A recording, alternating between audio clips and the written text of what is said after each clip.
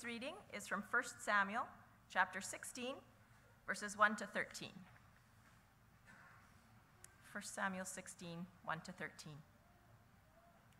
The Lord said to Samuel, How long will you mourn for Saul, since I have rejected him as king over Israel? Fill your horn with oil and be on your way.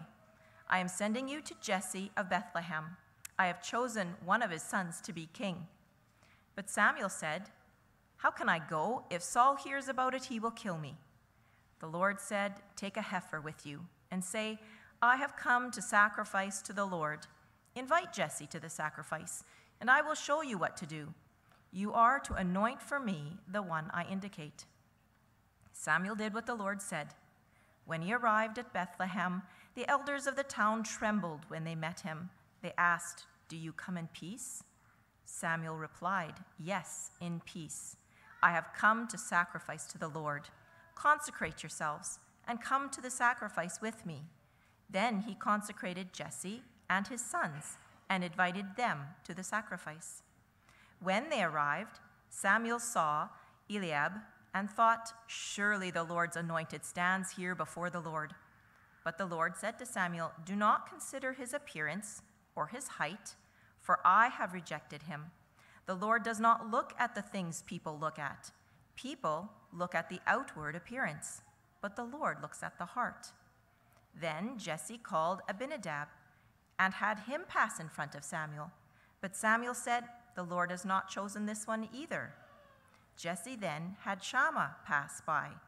But Samuel said, Nor has the Lord chosen this one.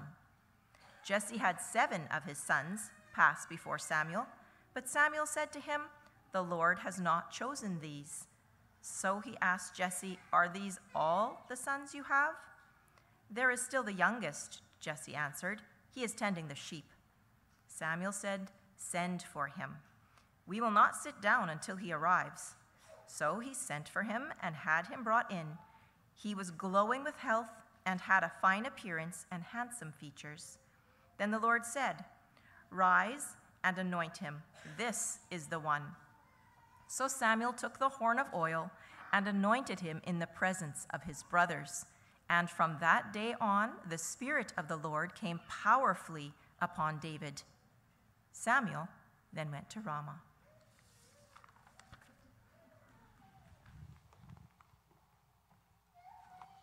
Well, good morning, church.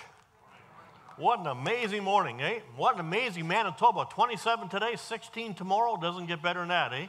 You can wear parkas and you can wear whatever you want, and it's 27 within a 2-day span. Amazing, isn't it? Nothing boring about Manitoba. Well, here we are. Nothing boring about God's Word. We're going to get into a series on David, the life of David. We're going to learn lessons from the life of David, and we're going to learn some today, and we're going to learn some as we go through. We're going to be spending a little more time on Saul today than on David because that's the background. But we're going to learn some amazing things from the life of David. So read 1 and 2 Samuel and portions of Kings and ask the Lord to speak to your heart as you read. It's interesting that no one has had more space in the scriptures than David. There's more written about David than about Moses or about Abraham or about Jesus. David really is a focal point. And if the scriptures only contain that which we need to hear and know, you've heard me use the expression, the economy of words, the scriptures only have what we need to read, then we become very much aware that David plays a big role and we do well to learn from him. So we're going to try today to learn about this shepherd. You may have heard about the farmer who was a shepherd, farmer. He had a bunch of ewes, and one of them was lambing, was having a baby little lamb. And was having a real problem. The ewe just couldn't deliver this baby. It was in labor for hours and hours. And finally, he called the vet. And he said, I've got this problem. He explained what was going on. And the vet at the other end said, Well, is this her first lamb? And he said, No, this is the farmer, you bozo. Yeah, all right. We're not talking about that, about shepherds who know what to do and what not to do and how they do some things. We're going to learn as we go along. Not all that today. We'll learn some of those things. Today, we begin by looking at the background. And I want to ask the Lord for help before we get into this. Heavenly Father, we thank you so much that you've given us your word and you speak to us through it. as we try to open this text today, I invite you, Holy Spirit, to come and enable me to communicate clearly and effectively that which you have for us. Open the ears and the eyes of our heart, I pray. Help us to hear. Help us to see.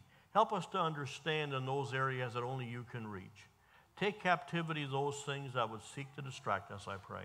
In Jesus' name, amen.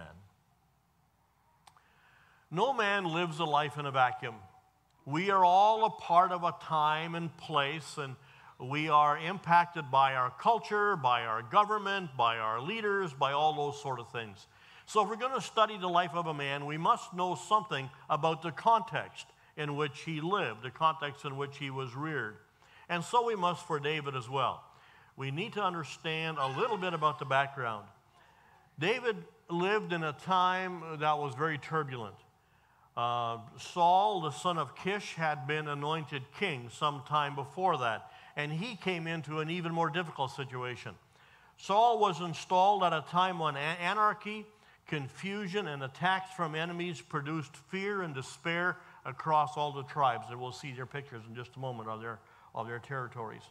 The 12 tribes had their allotted territory, but each one was independent of the other. Oh, there we are. All right. Each one was independent of the other. There was no central government. There was no national army. There was no organized government at all. They were frequently harassed by the Philistines. Knowledge of God was waning, whereas paganism was flourishing. Samuel served as a prophet and judge for this loose confederation of tribes. So here they are. They are there, but here we are. Here was. Where are we? Here we go. Here's Judah.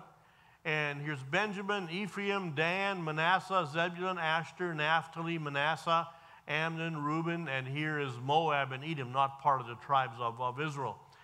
They were all living kind of in a loose confederation. They all belonged together as God's people. These tribes had been allotted by lot when Joshua brought the people of Israel into this particular land. Now here's the problem. There was no central government. They were all independent. And so they did what they felt was best at the time. And unfortunately, there was an absence of strong spiritual leadership. So every man did what was right in his own eyes. Now, because they were on a long walk away from God, if you can put it that way, God would bring the Philistines, who were well equipped, to harass them, to try and take their territory, and it became a real mess. When you look at the book of Judges, you see many of the judges came from different tribes here, trying to bring peace and order to the land, and it just didn't come. So God appointed Samuel. He became the prophet and the judge of all of these. He would go from tribe to tribe and area to area, and he would administer justice and try and lead the people, lead spiritually and so on. But the end result of it, it just wasn't working very well. And it wasn't working because the system didn't work. It wasn't working because the people weren't looking to God to lead them as he had designed to do. He wanted these nations, he wanted this whole nation, these tribes. What's with my machine here today? He wanted all of these tribes to so reflect the presence of God that they in turn would become the missionaries, if you were, the emissaries of God's amazing grace to the countries around them. That wasn't working. And so here Samuel is assigned as the prophet and a priest and a judge in this whole area here. But Samuel's getting older, like all of us. I don't know about these guys I meet who I went to school with years ago. These guys all look older. Have you ever noticed that? No, you go to a school reunion and wonder what happened to all these guys, eh? I look in the mirror and I don't see that, all right? Now, Samuel, too, was getting older, and he couldn't do things the way he used to. So what he did is he appointed his sons to do the work that he had done, and that didn't work very well either. We read in 1 Samuel 8, when Samuel grew old, he appointed his sons as Israel's leaders. The name of his firstborn was Joel, and the name of his second was Abijah, and they served at Beersheba. But his sons did not follow his ways. They turned aside after dishonest gain and accepted bribes and perverted judgment. So all the elders of Israel gathered together and came to Samuel at Ramah. They said to him, "You're old." It's a nice compliment. "You're old, and your sons do not follow your ways. Now appoint a king to lead us such as all the other nations have." Now you can imagine how he would have felt. This was his baby, really. Samuel was the one who had tried to put things together. He had put together systems that were supposed to work and didn't. But this was something he was the first one. Now, you know what it's like when you have something that you have designed and developed. That's yours. That's your baby. And you don't want anyone to take it away from you or to speak badly of it. And so here the people say, Samuel, you're too old to do this anymore. You better retire. You better move on. This just isn't working. And Samuel took it very personally. He was really offended and hurt by that. And so we read in verse 6, but when they said, give us a king to lead us, this displeased Samuel, so he prayed to the Lord. Powerful implications here in that verse. The wisest thing anyone can do when things are not going the way you thought they would or want them to go is to pray and let God speak to your heart. That's what Samuel did. Samuel said, God, I don't like this. This is a personal affront to me. They're rejecting me, and this hurts. I really don't want to be here. And then God has some very encouraging words for him. The Lord said to him, listen to all that the people are saying to you. It is not you they have rejected, but they rejected me as their king, as they have done from the day I brought them up out of Egypt until this day, forsaking me and serving other gods, so they're doing to you. Now listen to them. But warn them solemnly and let them know what the king who will reign over them will claim as his rights. So Samuel told all the words of the Lord to the people who were asking him for a king. They wanted to be like everybody else. The Philistines had a king. They're well organized. We need a king so we can be organized, and so on. And so God gave them a king, Saul the Benjamite, who was tall, dark, and handsome specimen of a man. I don't think he came from my family tree, all right? We read in 1 Samuel 9, his son Saul, Kish, the father, his son Saul was the most handsome man in Israel, head and shoulders taller than anyone else in the land. He forged a standing army from the loosely affiliated tribes to defend themselves against the Philistines, whose aim was to conquer all the land west of the Jordan River. Saul managed to put it together. He drew men from all of these tribes, put together a national army, and out of that eventually at Ramah, kind of a central place for government. All the days of Saul there was bitter war with the Philistines, and whenever Saul saw a mighty man or a brave man, he took him into a service. You had no choice to opt out of military service. You wanted a king, you got a king. And if he finds a man he thinks is suitable for the military, he will bring him in. That's exactly what happened.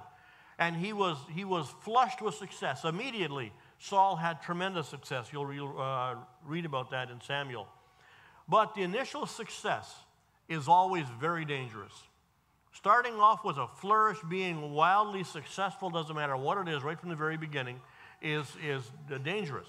It went to his head. He began to believe his own press reports. But the initial success he enjoyed caused him to become arrogant. And from arrogance came disobedience, and then rebellion against God. So God removed him from the very post he'd put him into. We read in 1 Samuel 15. Then the word of the Lord came to Samuel, I regret that I've made Saul king, because he has turned away from me and has not carried out my instructions. Saul was angry, and he cried out to the Lord all that night. And I can understand why Samuel would have felt that way. He had anointed this man. This was the man God had chosen. He'd been there to anoint him as king. And now God was going to take him out of that position and go back to square one, start all over again. Samuel was angry. And that's very easy to understand that the success that Samuel had seen flourish in Saul would have just so inspired him. But now that was being taken away. It's like a pastor I heard about years ago was in a particular conference was talking about things going on in the life of the church. He said, God called me to this church, a flourishing, successful church. They were doing many things. They had gone from almost nothing to about 800 in a very short period of time. He said, when I came there, he said, it was only a couple of months, the church grew like crazy. It grew from 800 to 400. He said, you can imagine how I felt. And he talked about how he felt and how this so impacted him personally and how deeply it affected him. But then he went on to say, then God took it from there. And then it exploded to way beyond, I don't know what the numbers were now, that really isn't the point. But the point is that when When we do something and it's successful and then God seems to pull the rug out from under us, it makes us mad, doesn't it? It's what it did to Samuel. Samuel was angry, and he talked to God about this. Now, here's what we read. No, we just finished reading that the Lord came and said, I regret to have made Saul. There's a very important principle here. You see, Saul was successful because he obeyed. Now, initial obedience is no excuse for disobedience later on. Initial obedience, as Saul expressed it, is no excuse for sinning later on. Well, I was good back there. I can sort of let up on things. No excuse. And the consequences of sinning after we've been successful and now become careless, the consequences can be disastrous. I want to tell you a little bit about Asa, King Asa. You find him recorded in 2 Samuel chapters 14 through 16. Here's a young king, relatively young, on the throne. And the Moabites, the Cushites, and the Ammonites, rather, they form a coalition army of around 1 million men and chariots and on horses and all that kind of stuff. And they come to push Israel into the Mediterranean. Where have we heard that before? I mean, that is still going on. So here's this incredible military coalition coming against Asa. And Asa says, Lord, I don't know what to do. What do I do?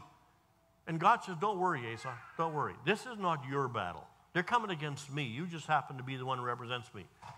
Don't worry about it. This battle is not yours. It's mine. And so Asa trusted the Lord. And the Lord gave him an incredible victory, an amazing victory. They had a small army.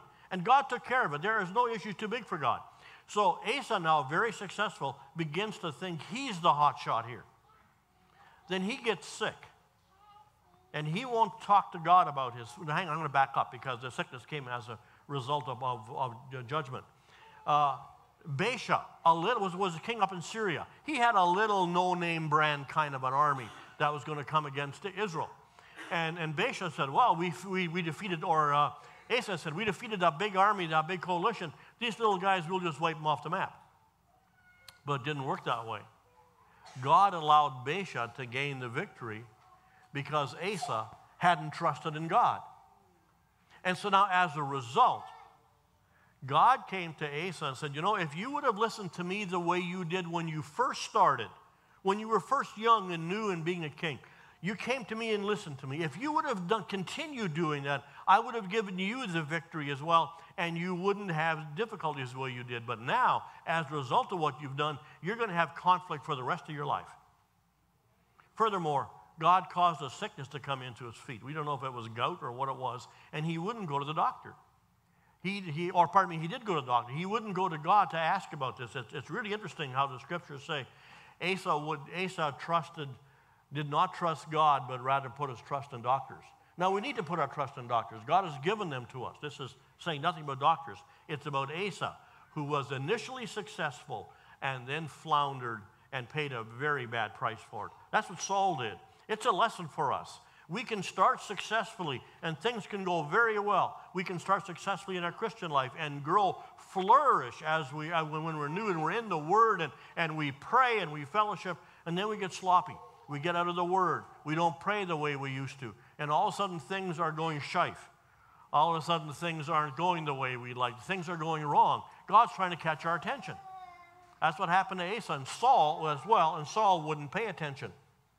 The implications were really profound. Here's what we read in 1 Samuel 15. Then the word of the Lord came to, I think I'm way out of my notes here. 1 Samuel 15, 10 through 11. Then the word of the Lord came to Samuel. I regret that I've made Saul king because he has turned away from me and not carried out my instructions. So Samuel was angry, and we talked about that. Then in 1 Samuel 15, as Samuel turned to leave, here's what happened. I want to fill in this a little bit. Saul had been given instructions to destroy the Ammonites. He was supposed to destroy absolutely everything, including King Agag, all the cattle, all the sheep, wipe everything off the face of the earth. He said he would, but he didn't. He kept the good things for himself. And so Samuel went up to meet him and told him that what he had done was wrong, and there was going to be a price to pay for that, and that he was going to lose the kingdom as a result. As Samuel turned to leave, Saul caught hold of the hem of his robe, and it tore. Samuel said to him, the Lord has turned the kingdom of Israel torn the kingdom of Israel from you today and has given it to one of your neighbors, to one better than you. He who is the glory of Israel does not lie or change his mind, for he is not a human being that he should change his mind. So how did Saul get here?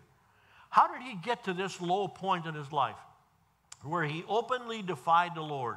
He wasn't supposed to do what he did, and he knew that, but he did anyhow. How can a man do that? It's actually very easy. Any one of us can do this too. You see, Saul followed the rituals of religion. He had a sacrifice. He did all those sorts of things. He did externally all the right things. But his heart was not in obedience to God. God wants obedience. Our daily, weekly rituals are no substitute for obedience. You know, it's possible for a man to live in sin, come to church every Sunday, go to a small group, do whatever he's doing to somehow make up for the sin that he's committing. It doesn't work that way, folks. There's couples who are engaged in premarital sex on a regular basis.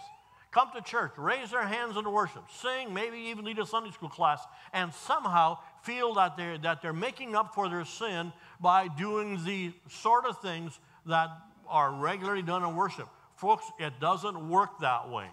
There's a price to pay for sin. It doesn't matter how religiously you carry out the rituals. That does not make up for sin. Does that make sense? Yeah, we cannot make up for sin. So here's what God said through Samuel. But Samuel replied to Saul when he didn't want this to happen. He said, "Does the Lord delight in burnt offerings and sacrifices as much as in obeying the Lord? To obey is better than sacrifice, and to heed is better than the fat of rams.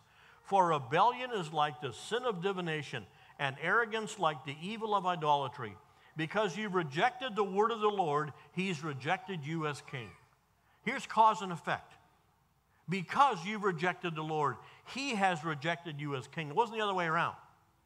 He first of all became careless, went through all the regular rituals, happy to do them, but his heart was not in the right place.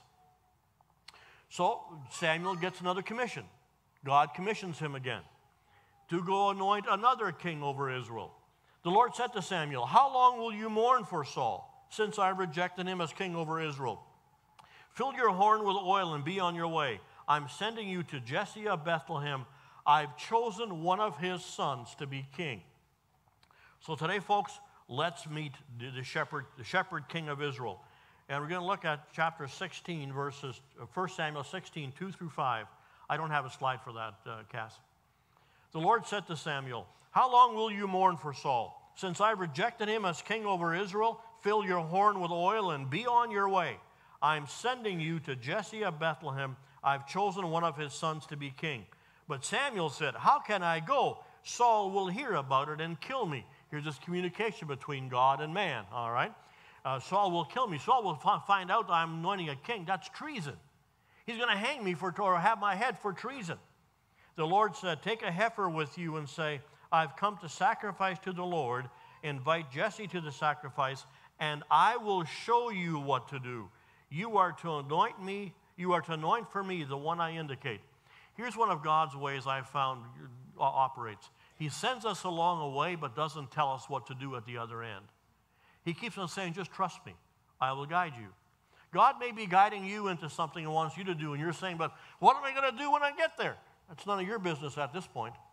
Your business is to be obedient and to go. I will show you what to do at the other end. If you're going to wait until all the T's are crossed and all the I's are dotted and all the ducks are in a row, you're going to go to your grave never having accomplished what God may have in store for you. All right? Danny, off as where are we? Oh, there we are. You're off to Switzerland, right? Hey, good for you. You know what's gonna happen out there? You have no idea, do you? Not at all. Of course you don't. But you're still going, right? So why would you go when you don't know? Because I sense God calling me there, right? Yeah, totally. That's why we do things. We don't need to know all the details in advance. God doesn't give them to us. He didn't give them to Samuel. He doesn't give them to us. If we know all the details, what kind of faith do we need? None. Totally. This is why I believe God doesn't give us the details. He keeps on saying, trust me, trust me, trust me. I will show you. When you get there, when you need to know, you will know. All right, it's fascinating. So he invites them to join him at Jesse's house, and in walks Eliab. Tall, dark, and handsome, the perfect specimen for a king. I mean, this guy looked hot. He could put on a Q magazine cover, all right? Did I get that right? Q magazine, is that right? The men's magazine? Yeah, whatever it is. Yeah. Pardon me? GQ, there we go. You know all about that, don't you? Oh, you know all about that. Oh, yeah. All right, there we Eliab was tall, dark, and handsome. I mean, he was a perfect specimen. He would fit on any kind of a poster for a promotion. He had a great stage presence. But he was not the man. He's not the man. Neither was Abinadab, Shammah, or 5 other brothers that came marching in. None of them was the man. And Samuel is a little bit confused. He doesn't know what to do. I remember one time I was in a prayer group with a bunch of guys, and the Lord had directed me in a particular way to pray about something, and so I now knew where it was going to go. So I thought. Then when we got there, and we did some things that we would do, and then we prayed for direction, and I am expecting everyone to have the same kind of a plan that I'd come with, because I sensed that's what the Lord wanted us to do. But everybody had something different. And I remember thinking a little bit like Samuel, what do I do now? I had no idea what to do. And so I just in my spirit, I said, Lord, what do I do with this? And to my spirit, he said, these things are all important to me. And so then we handle it differently. Then he guided me through that. So here's Samuel. We read when they arrived, Samuel saw Eliab and thought, surely the Lord's anointed stands here before the Lord. But the Lord said to Samuel, again, that communication between God and man, do not consider his appearance or his height, for I have rejected him. The Lord does not look on the things people look at. People look at the outward appearance, but the Lord looks at the heart. Isn't that the way it still is today? We don't want to nominate someone or choose someone to represent us as our MLAs, MPs, our political leaders if they don't have a stage presence. They need to have some kind of a stage presence, because that's what catches our eyes. Whether they're moral or immoral is beside the point, as long as they look the part. We still do that, don't we? We look for the handsome guys, the beautiful women. And if that's what they are, if they can pass that initial test, they're in. It is so shallow. And some things have never changed. That's what was going on here. But God says, Samuel, I look beyond the skin. I look to the heart. I see things you can't see. And I choose men on that basis. And so it's important for us. One of the lessons we learn out of this is, don't trust your own judgment in a lot of these things. Trust the Lord with all your heart, Solomon writes, and lean not on your own understanding. In all your ways submit to him, and he will make your path straight. In all your ways, including who you vote for, including who you choose, who you select, what career you choose, what car you buy, what woman you marry, what man you marry, what GQ magazine you look at or not, all right? In all your ways acknowledge him. He will direct your paths. He's promised he will do that. If we pay attention, ask him, and listen to what he has to say to us. And so here's Samuel now. He has exhausted the well. There's no one left. What do you do now? Well, Samuel says, do you have any other brothers? Do you get the impression that Samuel or that David was, or do you have any other sons? And Dad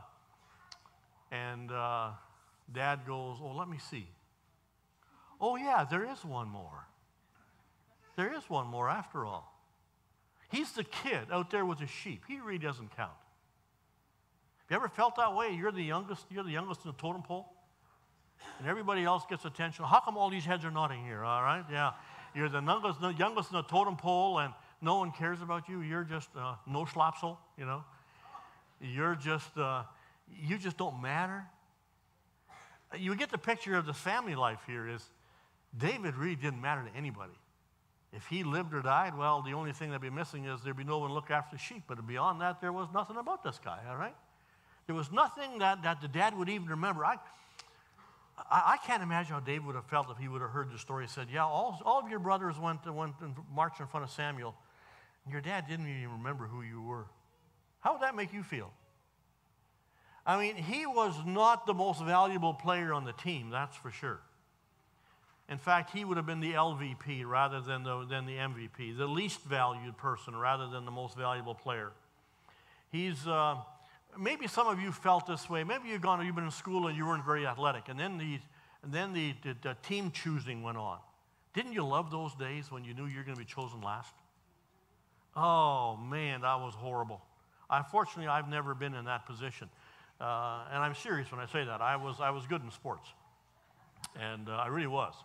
You guys are all laughing. I really have to say this, all right? All right. And so I was captains of teams. I did the choosing very often, those sort of things. But even as I'm saying this now, I can still see, I don't know what grade it was, but I can see the kids lined up on both sides, and we were choosing people. And there was 3 or 4 kids left, and I could see the look on one of the people was just an anguished look, terrified that they were going to be chosen last again. I don't remember who it was. I just chose that person for my team because I felt badly for that person. Here's David would have been that guy, would have been the chosen last. It really doesn't matter at all. Yet the one who looked at his heart saw him not for what his family saw him. God saw his heart. So why did he choose David? Because David was a man after heart. David had a heart after God. The search for that kind of person never ends. God continues to search for that kind of man and woman, someone after his own heart. You heard me tell, you heard me tell you the story about Asa. Listen to how the chronicler records some of this. At that time, Hanani the seer came to Asa, king of Judah, and said to him, because you relied on the king of Aram and not on the Lord your God, the army of the king of Aram has escaped your hand. Were not the Cushites and the Libyans, a 1,000,000-man army, a mighty army with great numbers of chariots and horsemen? Yet when you relied on the Lord, he delivered them into your hands. For the eyes of the Lord range throughout the earth to strengthen those whose hearts are fully committed to him.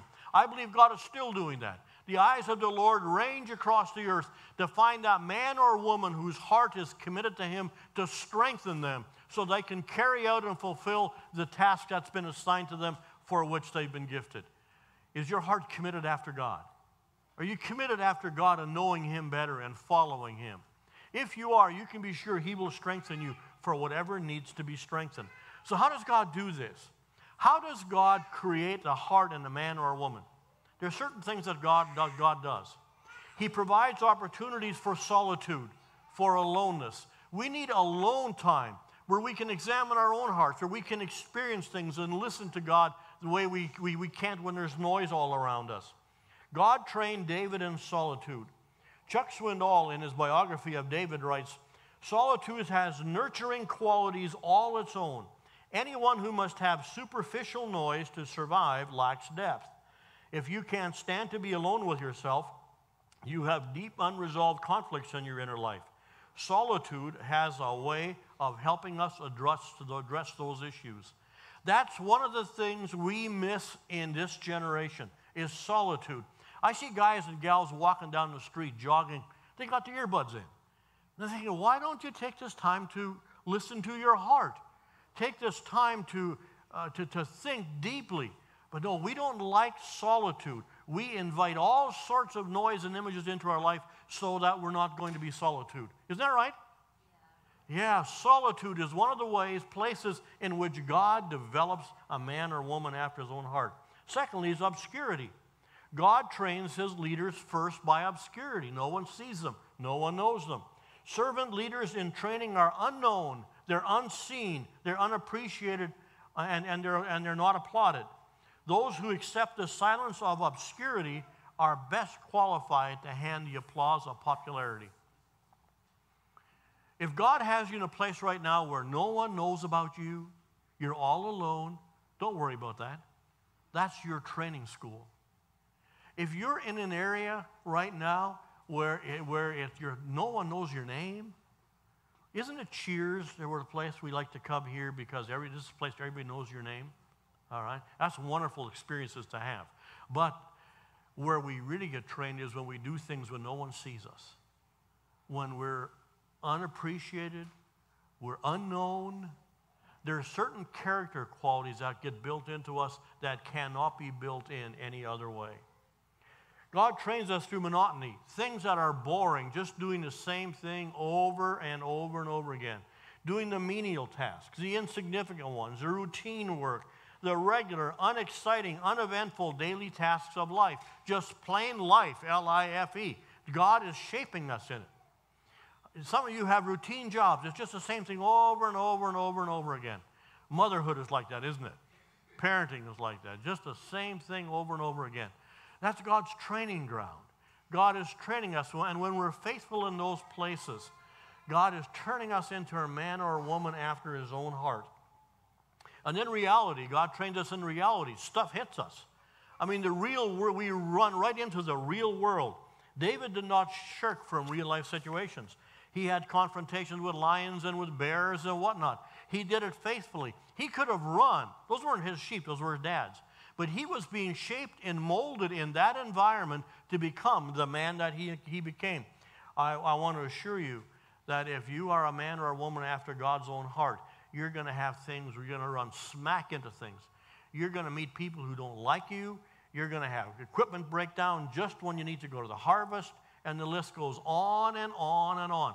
Things that can go wrong do go wrong at the most inopportune time. Why is that? It's part of our training. It's part of our being molded into the image of Christ. Don't get bent all out of shape by that, or you'll miss an opportunity to shape you, for God to shape you. And so when the Philistine giant comes out, and David is out there, there's an interesting series about how he got there. I'm way over time here, folks. I'm going to have to cut some of this out. David said, David hears about Goliath, and he hears him bellow and sees him, and he says, "Who is this squirt?" And I said, "Well, he's Goliath." "Well, why isn't someone taking him out? He's threatening the armies of the living God. Why doesn't someone just go take him out?" Well, everybody's terrified. And David said, "Well, I'll do it. I'll go do it." And so they bring him to Saul's tent. And Saul asked him, "Who are you?" David says, "I'm David. Where have you been?" "I've been with my father's sheep." "Well, you can't fight this Philistine. You're just a kid. Who do you really think you are?" Notice the last of the runt in the litter again, you're just a kid. And here's what Samuel put it. But David said to Saul, "Your servant has been keeping his father's sheep." That's solitude, obscurity, and monotony. When a lion or a bear came and carried off a sheep from the flock, that's reality. "I went after it, struck it, and rescued the sheep from its mouth. When it turned on me, I seized it by its hair, struck it, and killed it. Your servant has killed both a bear and a lion, and this uncircumcised Philistine will be like one of them, because he has defied the names of the living God." Where did that courage come from? How did this young buck have this kind of guts? He had learned it all alone in the wilderness when no one but God saw what he was doing. And this is the crux. The measurement of our character as a man or a woman is measured by God when we're doing things when we think no one is watching. How do we live when we're all alone and no one's watching us? Are we into things we shouldn't be into, or are we into things we should be into? That's the measure of a man in those kind of places. So consequently, because David had gone through all of this, Goliath was no big deal. Why not? Because he'd been killing lions and bears when nobody else was around. He'd been facing tough reality long before Goliath showed up on the scene. I don't know what you're going through, but I want you to know you're being prepared for something. You're being prepared for something. When Ann and I, when I was in seminary, Ann and I managed campgrounds, we managed apartment blocks, we managed condominiums. I was in the management team in McDonald's restaurants, a variety of things like that. When I look back over my life, I needed every single one of those experiences for ministry, every single one. I can't imagine having survived ministry all these years with some of the things we've been through if it hadn't been for those experiences that preceded my assignment. So it doesn't matter what you're in. View it as God's training ground for somewhere else. So what are some of the lessons we learned from David very quickly now? Number one, it's in the little things and in the lonely places that we prove ourselves capable of the big things. We prove ourselves capable when no one is watching, when no one's watching, not when the bright lights are on. It's been preceded with being faithful. So, cultivate the habit of doing little things well. The way you fill out those detailed reports, the way you take care of your daily assignments, the way you complete the assigned tasks at home, work at school, or is a reflection of whether you're learning to king it. Number two, when God develops our inner qualities, he's never in a hurry. Have you ever noticed that? God doesn't rush us from point A to point Z or Z, whatever. In a rush, it's one step at a time, and sometimes it takes a long time. Alan Redpath, the late pastor of Moody Bible Memorial Church, put it this way: the conversion of the soul is a miracle of the moment. The manufacture of a saint is the task of a lifetime. God is at work within us. It doesn't matter how old we become. He's in these situations to mold us and conform us into the image of Jesus. God's never in a rush. It's in the schoolroom of solitude and obscurity that men and women learn to become men and women of God.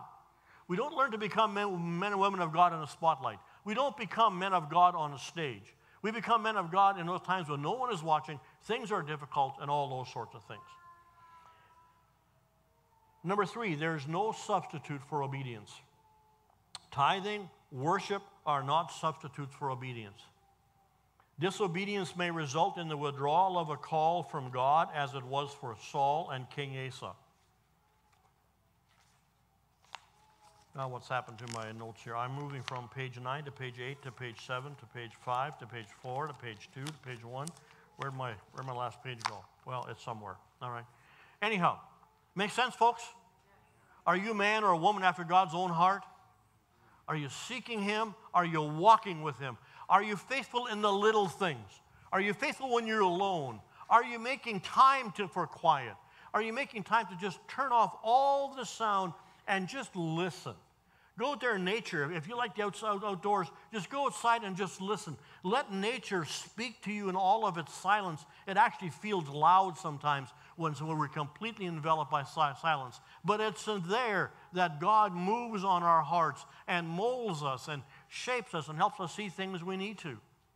Are you doing the little things well, even the monotonous ones? Are you doing them well? That's part of learning to king it, all right? And are you facing reality? Are you calling a spade a spade? Well, this is what it is. I just got to deal with it, whatever the situation is, and you deal with it. You don't run from it, all right? That's a part of kinging it. It's not an easy road. There's a song that goes, it's not an easy road we are traveling to heaven, and that's absolutely true. And neither is there an easy road that we're traveling to kingship. God doesn't take us down the easiest path. I remember we were in Mesa, Arizona. We went to the Grand Canyon. We went down the back road, down through Oak Valley Canyon or whatever it's called. If any of you have been there, you know how beautiful it is and how slow it is and winding and dangerous are places. You don't move quickly from one place to the other because you miss so much. On the way home, we took the easy route. We took the freeway, and we saw nothing except cars. All right? God doesn't take us down a freeway. God takes us down that winding path that sometimes has detours in the detours and all those sorts of things. Have you submitted yourself to God and said, God, wherever you take me, I am willing to do well. I will do well, for I want to be a man or a woman after your own heart. All right? That's a brief introduction to David. We're going to learn a lot more about this guy as we go on. All right? Let's pray. Father, thank you so much that you're at work in our hearts. I read this morning, as you know, someone said that God is doing 10,000 things in your life right now, and you're aware of only 3 of them. Lord, so it is, and for that we thank you. Thank you that you are bringing things to bear upon our life designed to conform us to the image of your dear Son. Help us to have hearts that are willing to submit to that molding and shaping. Help us to be men and women whose hearts truly are after God. And Father, would you give us a desire for solitude? Would you give us